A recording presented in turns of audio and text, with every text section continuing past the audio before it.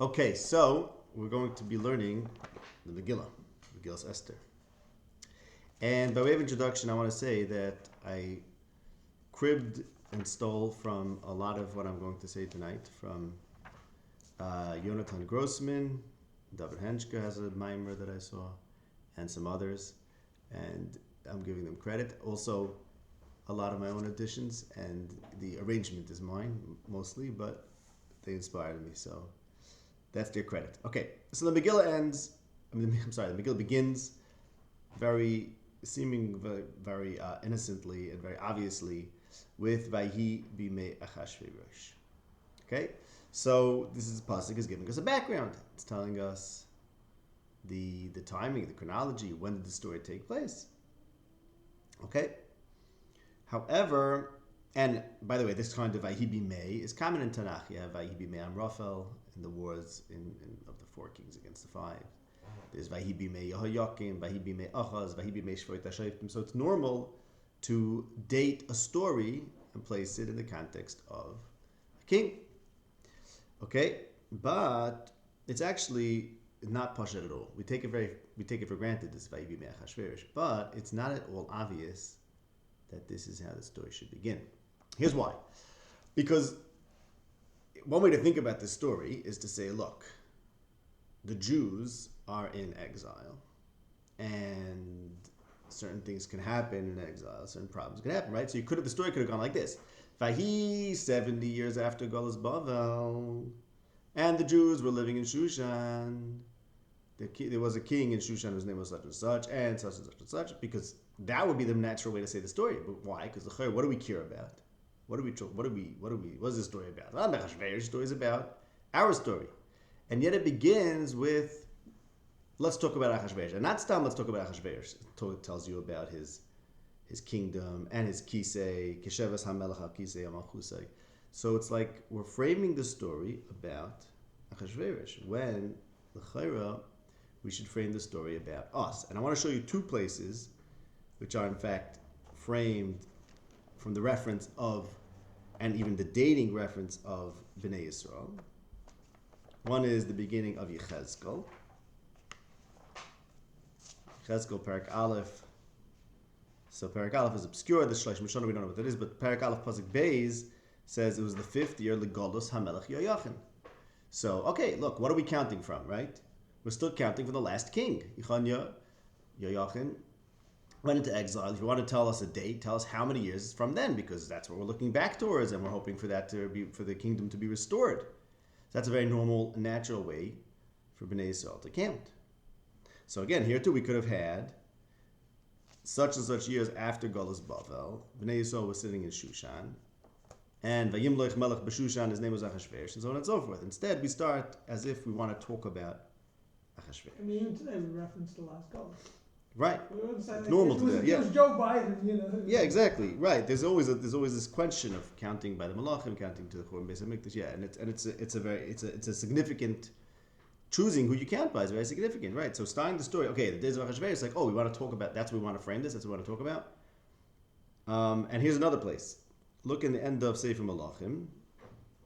Another place where significantly it's dated from the Golas, and we'll see why in that context. It makes perfect sense. The end of Sefer Malachim goes like this.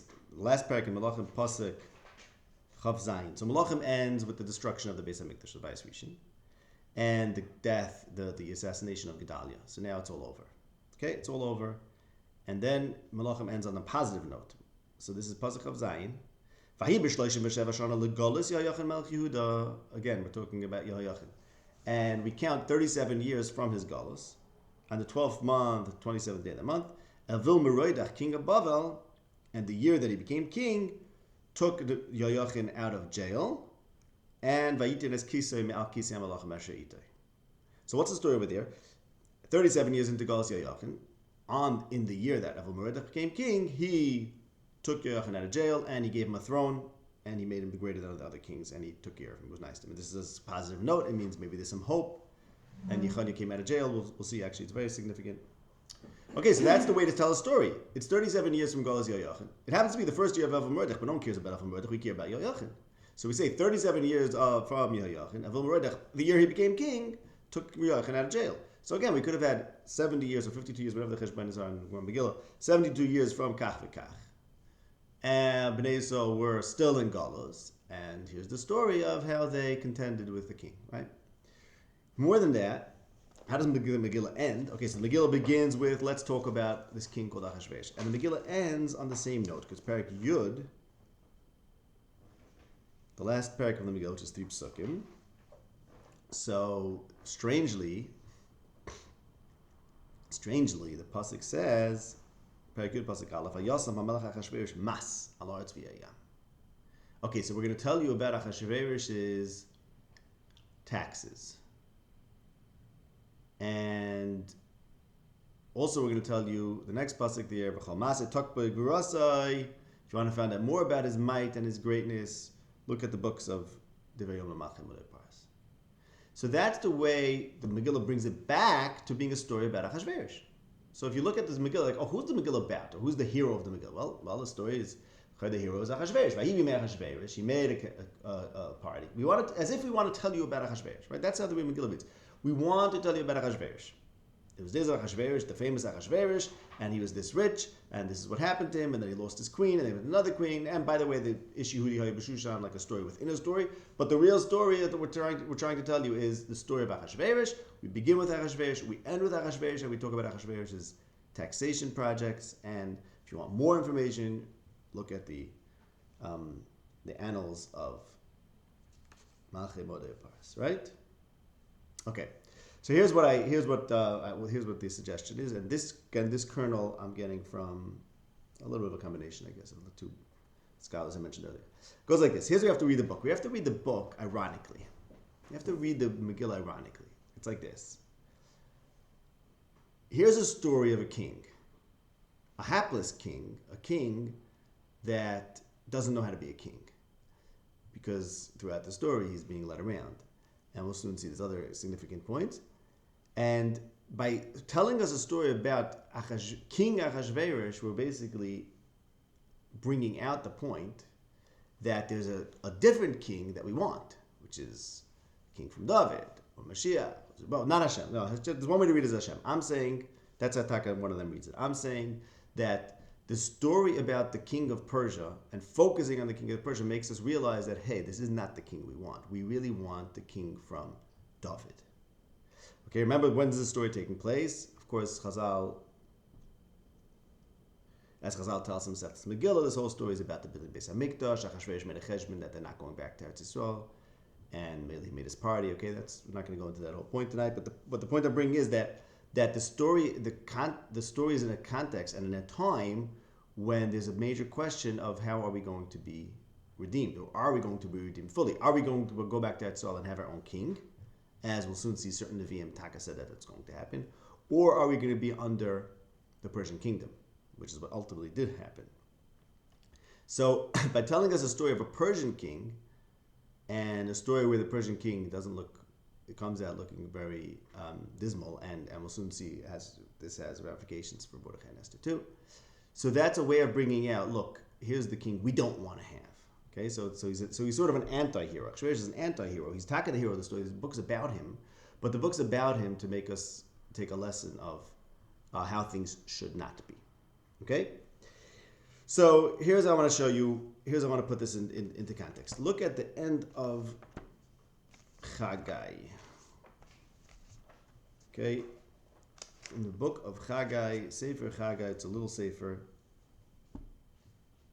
and Hagai Perek Beis goes like this. Okay, when was Hagai? Hagai was at the same time as the same period in history that we're dealing with, which is at the beginning of Bayis Sheni. And Hagai, along with Zechariah and Malachi, but Hagai and Zechariah mostly, said nevuos about building the Bayis Sheni. Let's build the Bayis Sheni. Let's do this. And what it says in Hagai, Seif Perek Beis is like this. This is Perek Beis Hagai, pasuk, starting from pasuk Chaf Aleph.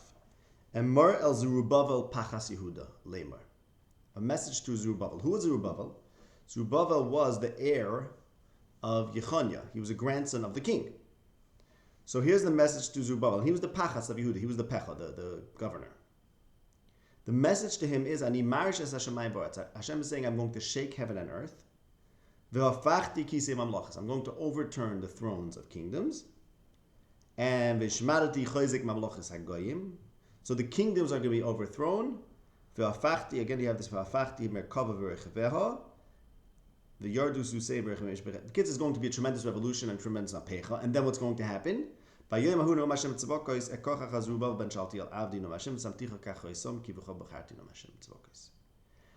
Hashem is saying like this. You should know the Persian kingdom is going to be overthrown. And you, Zerubbabel, are going to be king of the Jews. Okay, now, before we talk about whether this happened or not, it didn't.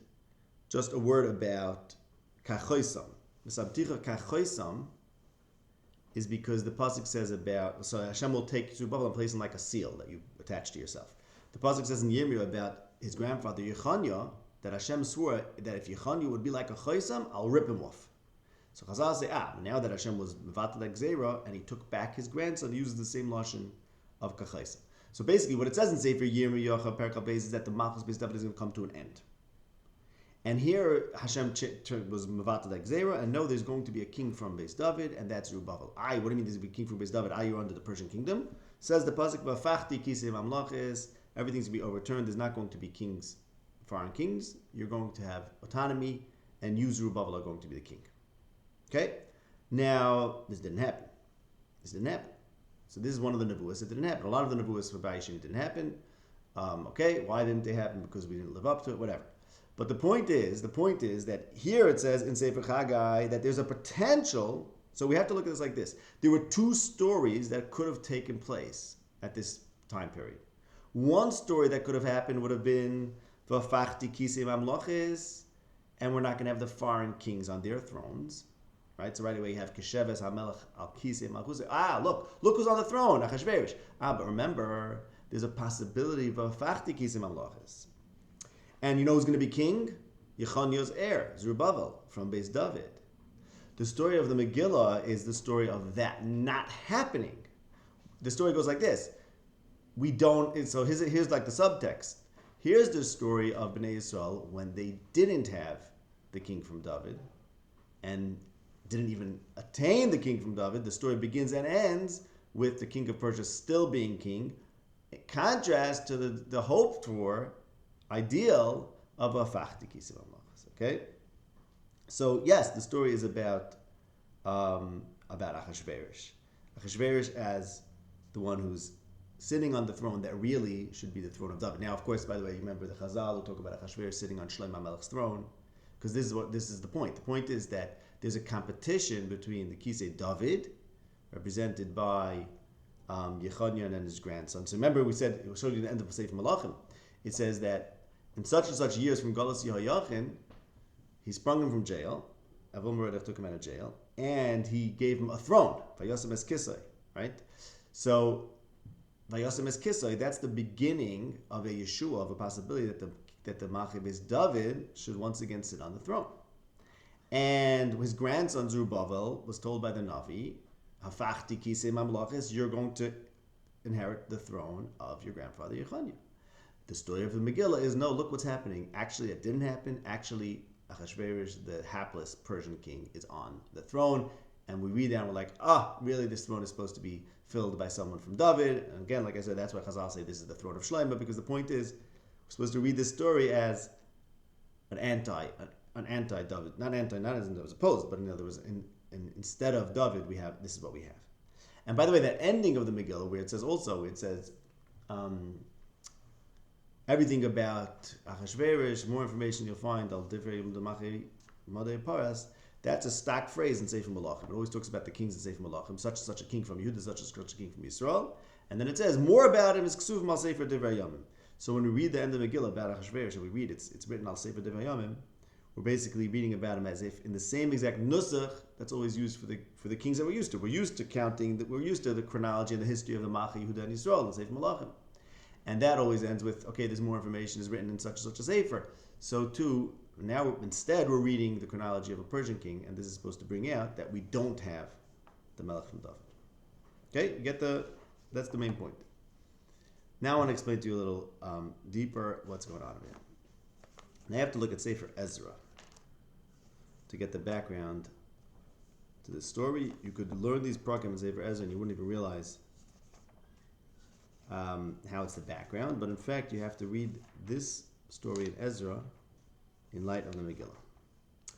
So, in Sefer Ezra, Perek Daled, Ahasuerus makes an appearance. Okay, the story in Ezra is, of course, they come to Eretz Yisrael and they want to build the Beis Hamikdash and rebuild Yerushalayim. Sefer Ezra, Perek Daled, Pasuk Vav says, "Uba Malchus Ahasuerus betchilas Malchusay kasvu sitna al Yoshvei Yehuda Yerushalayim." Uba Malchus Ahasuerus betchilas Malchusay, in the Malchus of Ahasuerus, in the beginning of his Malchus, they wrote a sitna. A sitna means like a prosecution, an argument against Yoshvei Yehuda Yerushalayim.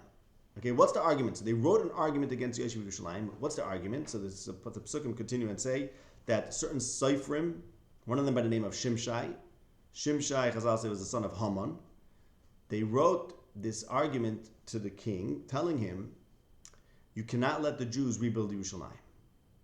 Why? Because if you let them rebuild Yerushalayim, they're going to rebel, and they're not going to pay taxes. That's what it says in Ezra Perek Daled. In the days of Ahasuerus, there was a sitna against Yeshiva Yerushalayim. And what was that sitna? If you let them build the city, they're going to rebel against you, and they're going to take autonomy, and they're not going to pay your taxes. And what happened was they put a pause on the building of the Beis Hamikdash. Okay? Now, very nice. The Pella is like this. The Pella is, here you read Sefer Ezra, and the story goes like this. Jews came back to the land of Israel, and they're rebuilding. Oh, they have this problem that the king Ahasuerus from far away was convinced, by the way, Haman or his sons, to stop the building of the Beis Hamikdash, and we had to figure out what to do. And what they figured out was, basically, look at Perek says, Hagai and the Navi and Zechariah the Navi were misnabe on them to build it, and they convinced them to build it, and basically the sitna was undone, they convinced them they could, whatever, they changed their mind, whatever it is. But basically, so they had a sitna, they had a problem on the building, and the Nevi'im encouraged them to build nonetheless, and eventually the problem was taken care of, okay? Now, meanwhile, you read the Megillah, like, wait a second, there was a genocide declared against the whole Jewish people. And the way you read about it from this perspective, from the United States, it's like, oh, we have a problem, which is that they're not letting us build. What was the problem? Was it that the whole nation is under risk of genocide, or was it that they're not letting you build the Beis Hamikdash, right? In other words, some people say this Kasvu Sitna is the Haman story. This is how it describes Haman's decree. That's very reasonable, because like I said, there's associations. Haman here says Betchilas Malchusay, and here we have Keshevas HaMelech HaKisei Malchusay, right? So it's very reasonable to say it's the same decree. But even if it's not the same decree, how is the book of Ezra ignoring this decree, right? Here his only problem with our project to rebuild the Beis Hamikdash, his only Ahasuerus problem is that he was opposed to rebuilding Beis Hamikdash because we're not going to pay taxes. It convinced him that we're going to rebel. And then the Nevi'im said, no, build anyway. So first it was paused, and then the Nevi'im encouraged us to build, and then that stay was removed. Okay. So there was a whole different story going on, right? A whole different story going on. What? Right. Ben Abim, right. Exactly. So that's the answer is like this. The answer is there are two different stories and two different perspectives. One perspective is like this. One perspective is our only problem is that we can't build a Beis Hamikdash. Meaning, yes, he wants to kill all the Jews. Okay. But you know what? If only we build the Beis Hamikdash, then we're going to have a Melech from Beis David. And then we're going to have Gilui Shechina. And everything's going to be amazing. And all the Jews should anyways come to Eretz Yisrael under their king. Everything's fine. We'll fight back. We can't fight back because we're under Ahasuerus. We're not supposed to be under Ahasuerus. Why? Because we're supposed to have a Melech from David who's associated with the Beis Hamikdash. So their only problem is, one way to look at the whole Megillah problem is, wait a second, we can't build the Beis Hamikdash. That's the only problem. If you could solve that problem, everything else falls into place. That's one perspective. Another perspective is to say, look, we don't have a king from Beis David. We're under Ahasuerus. Under Ahasuerus, the problem looks like Mafuzim Mefer Ben Amim, we're going to kill him out. So there are two ways to frame the problem. And there's something to explore over here, which you have to figure out how this works. There's a machlokes of Yerich and Meshlakish in Yuma Daf Tesna Beis, which I speak about at length in my Sefer, whether it was possible for the Shechina to be sharing by Sheni or not. Okay, it's very complicated cheshbonis. But basically, this is a similar question. Why? Because if you believe that we could have Ashras Shechina by Sheni, and we could have Malchus Beis David, and everything back to the way it used to be, then that's our only problem. We're not worried about Amzum before, like I said, because we're aiming for Yehuda Yerushalayim. That's what we're gunning for. If we get Yehuda Yerushalayim Beseder, then everything else falls into place. If we can't, that's our problem.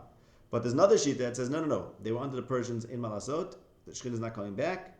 This is the way it has to be. So from that perspective, the way the problem looks like, this Amafur. Okay, so what the Sharish Hashayla is, I'm not going to go into too much, but just to bring out the point that there are two ways to look at it.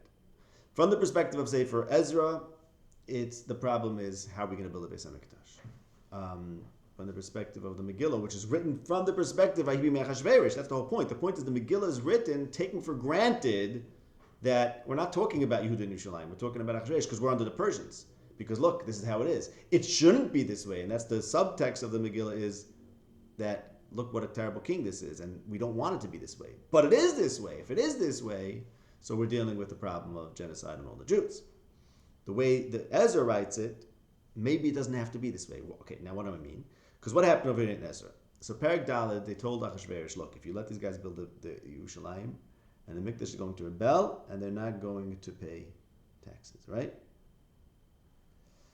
Okay, so, and then Perek Hay says, Hagai and Zechariah said the Nevuah and convinced the Olam to rebuild. How does Hagai end? V'afachti kisei mamlachis, and Zerubbabel is going to be king. So here you're so afraid of what Ahasuerus says. And why is Ahasuerus afraid? Ahasuerus is afraid because if he lets you build a Beis HaMikdash, you're going to rebel. So he's trying to stop you. But you know what? You will rebel. That's what Hagai is saying. V'afachti, I am instigating mapecha. There's going to be a revolution. The revolution is the fall of Persia, and Zerubbabel is going to be king. So don't worry about it. Just fight on the king. You go ahead and build. And everything that he's afraid of happening is actually going to happen. Now remember, it didn't happen, but that's what Hagai said. So from the perspective of Ezra, and say for Ezra, what we're looking for is a kiyum for the nevuah of Hagai. V'afachti kisei mamlachis. V'afachti kisei mamlachis, and Zerubbabel is going to be king. So now, the only issue is, can we in fact put Yehuda and Yerushalayim into effect or not? Ahasuerus correctly, from the perspective of Ezra, is afraid that I can't let them build because then they're going to rebel. Because that was Taka the plan. And that's Taka what Hagai said. V'afachti kisei mamlachis. And Agav the Medrash, there's a Medrash called Panim Acherim on Esther, and it says V'afachti kisei mamlachis is referring to the Ahasuerus. So, because he's the king. So, there's a prediction of the fall of Persia, which again, I'm reading this as it didn't happen. There may be other ways to read it, but certainly Zerubbabel disappeared from history, okay?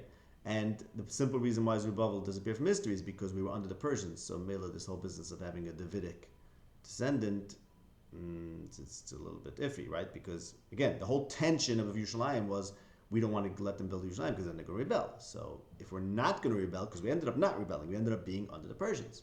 So because we were under the Persians, that's why Zerubbabel, who stands for Jewish independence, sort of disappears from the scene. So there certainly wasn't this guy in Legami, okay? But again, just to let that clear, in Ezra it says, we have a problem, Jews. Ahasuerus is against Yehuda Yerushalayim. Oh, what do you mean? What about the fact that he's going to kill all the Jews? That doesn't concern us. Why? Because as long as we could build Yehuda Yerushalayim, we're going to take a kingdom, and all the Jews are going to come flocking back, and Ahasuerus is not going to have control over us anymore. But he's not letting us. What should we do? Hagai and as it says in Ezra Perek, Hagai and Zechariah say it's all good. And what does Hagai say? What's his big word? Towards the end, V'afachti kisei mamlachis, I am going to overturn the Persian kingdom. There won't be a story called Keshevas HaMelech HaKisei Malchusai. There will be a story called Zerubbabel on his kisei, which picks up from Yoyachin's kisei that Avul Meroidach established him. Okay, that's the mice. Okay, so now, okay, that's the main vart. So now it goes like this. Right. So now going back to the end of the Megillah, we said the Megillah starts with Ahasuerus and ends with Ahasuerus, as if all we're talking about is Ahasuerus' kingdom. And how does it end? It says, Vayosam HaMelech Ahasuerus Mas. So now we know. Because as it says in Sefer Ezra, what's his big concern? Why does he have to be king of the Jews? Why can't he let the Jews why is he concerned to let them build the Beis Hamikdash? Because if they're going to build the Beis Hamikdash, then says his advisors, they're going to take political independence and they're not going to pay taxes. And Hagai says, yes, Yutaka won't pay taxes. You'll pay taxes to Zerubbabel. The story of the Megillah is the story of Ahasuerus' taxes being still secure. Because the story of the Megillah is the story of the non-Davidic king having power. So, which he's afraid to give something to the Jews because of his taxes, meaning to say because they're going to maybe institute another king, an alternative king. And the Kamash Malon of the history of the Megillah is that no, he's the king in the beginning, he's the king at the end, and we are still under his control, and he still gets his taxes. Okay, so now, you get it? That's the key point. So now we're going to understand, this I got from David Henschke, gets credit for these points I'm about to make.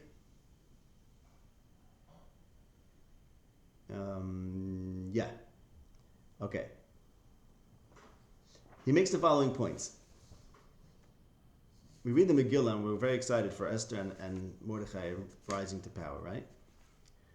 But he makes his following points. Esther's rise to power and Mordechai's, he says, they're both in a very fickle position. Why? Because Esther's rise to power came about because she replaced Vashti. But Vashti is quite dispensable. And for all we know, Esther is as well. She wasn't called to the king 30 days, and he's having basulas again. He's gathered them again, even after he married Esther. So Esther, despite the fact that on the one hand you read the story like, oh wow, Esther became queen. Okay, but she's queen in the court of a king, that the power in this guy's court doesn't mean anything. Vashti's deposed, placed with Esther. Maybe Esther's going to be deposed. Haman's deposed and placed with Haman, and Mordechai. Maybe Mordechai's going to go the same way as Haman.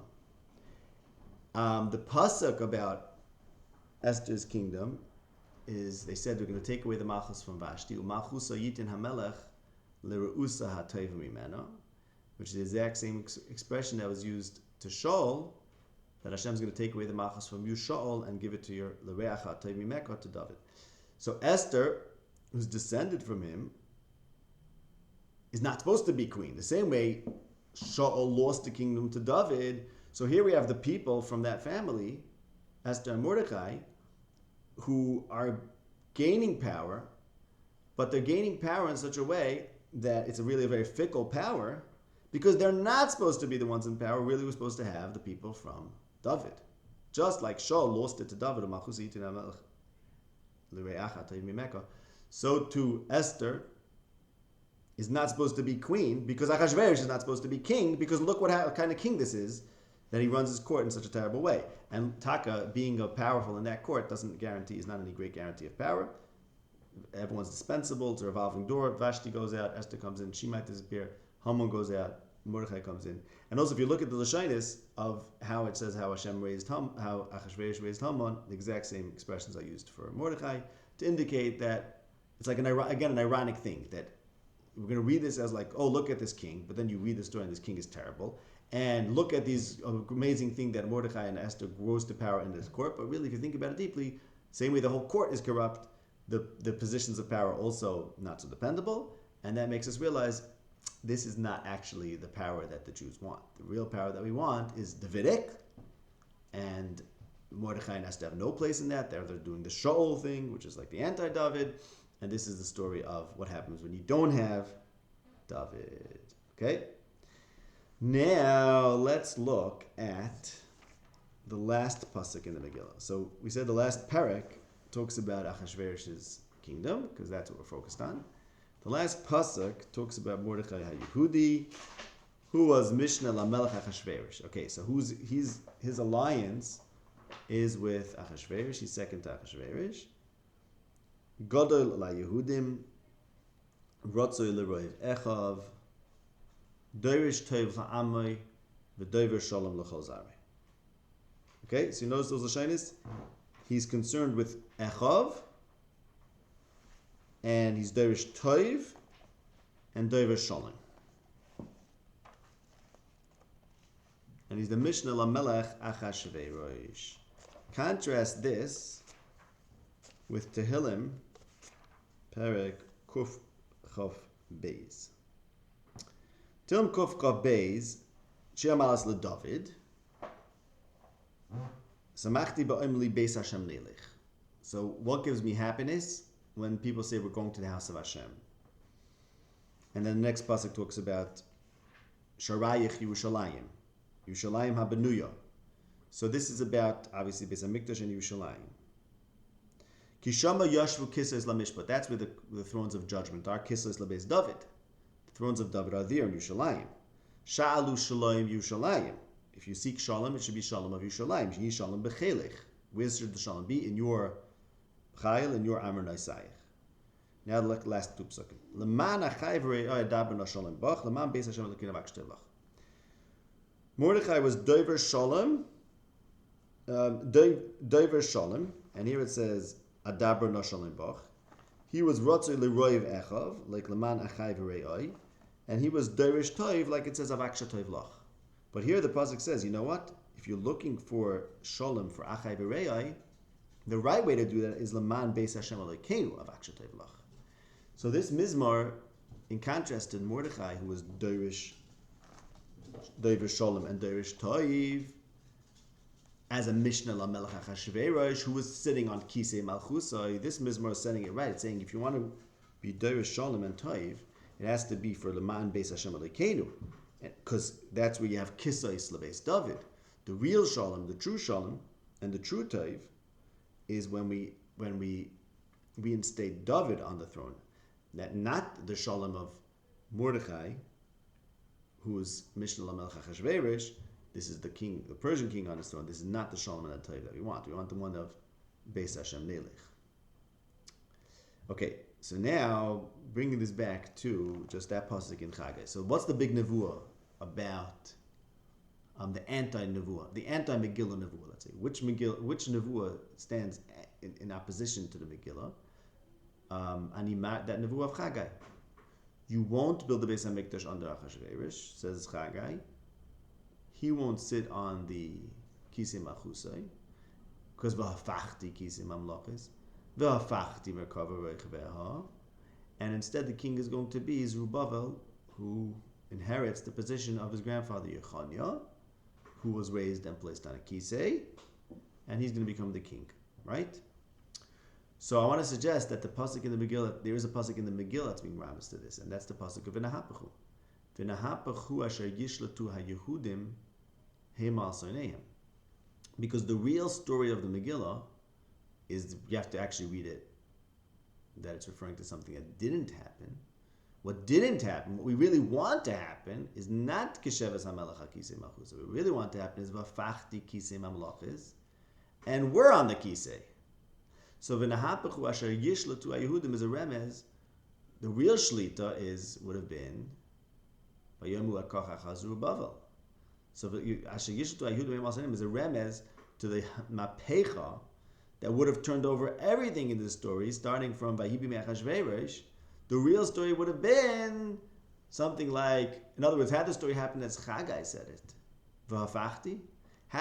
Or to put it in the frames of an hapachu, had we achieved an hapachu legamri completely, asher yishtu haYehudim, then we wouldn't be focusing on Kisei HaMelech. We would say, like, the story would have been like this: it was such and such years to Galus, and there was this horrible king, and we got rid of him, and Zerubbabel became king. So, and that's that would have been a kiyam of V'afachti Kisei Mamlachis. But we don't have that. We didn't actually attain that. Instead, we have the story of Keshevas HaMelech HaKisei Malchusai. But the remez to what we're looking for is in that pasuk of V'nahapachu asher yishtu haYehudim, because really we want a full shlita that the Navi predicted with this lashon of mapecha. And remember, he said it twice: V'afachti Kisei Mamlachis, V'afachti merkava roich ve'ha. So the mapecha is what we're looking for, and the ultimate of the mapecha is asher yishtu haYehudim completely. Asher yishtu haYehudim is king from David. By the way, another way to read why this is all beneath the surface is because, in as much as, why does it have to be written ironically? Because in as much as we didn't achieve it, we can't write about it. I mean, we're under the Persians, so we have to write about Ki'ilu. Look at the Persian kings; they're so awesome. But if you read the story closely, you realize that we're actually making fun of him, and we're actually, which is another way of saying we don't want this king, we want a different king. But obviously, we can't write that. So that's why the Megillah is written Ki'ilu from the perspective. Basically, it's like a Gullus book, right? Let's say you had to write. I mean, imagine if we had to Khan for the king, and you can imagine things happening today, right? You want to say messages about the current events, but you don't want it to be obvious what we're really saying. So, you'll talk about how great, whatever. Maybe you could plug it in, but it's obvious. So the Megillah is written from the perspective of the V'nahapachu not really being fulfilled. Because really the Mapecha should have been that we should never even talk about Kisei HaMelech HaChashverosh, Keshevas HaMelech Kisei Malchusai, but we didn't achieve that. But there's a remez to that in whatever the achievement of the Megillah was, that we actually had something, it's because we had a little bit of that Mapecha of Shlitas HaYehudim, that we really want to be complete. Okay, one last thing now, famously, and this actually brings us to Parshas Miketz that we're learning now, the parallels from the Megillah to the Yosef story are famous and numerous. In other words, the Lashonis of the Psukim, and Yosef's rise to power, similar to Mordechai's rise to power, and the clothing and various things. Esther also. So, and of course, Yosef guarantees Shalom Paroi, and that's not really the Shalom that we want. Really, we want Shabbat Yerushalayim es Hashem. Right, that pasuk over there. So Gevulech Shalom, right? Really, we want the Shalom for Yerushalayim. So Mordechai is Dover Shalom, but like it says in Mizmor Kuf Chav Beis, we really want Shalom Yerushalayim.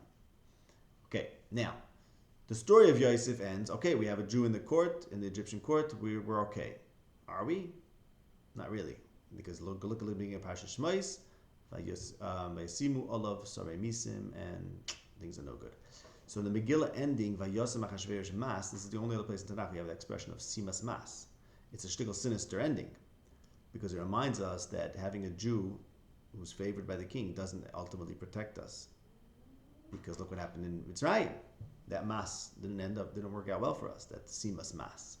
So the deeper message of the Megillah is basically that a Yid can't be in Gullus under this king. So yes, the story, so basically, right, we have to be free. We have to be free, because look, we know how this ends. Vayosem Achashverosh Mas, that's not good. So basically, so just to wrap it all up, yes, the Megillah is written from the perspective of the kingdom of Achashverosh, and the reason why it's written from that perspective is because that is the reality that we were facing, but it's written from his perspective because by writing it from his perspective and showing how problematic that is, that's our way of saying, look, we really don't want to be under Ahasuerus. And what do we really want? We really want it to have the Hafachti, Kisei Mamlachas, and then we'll be under David. Okay? Klar?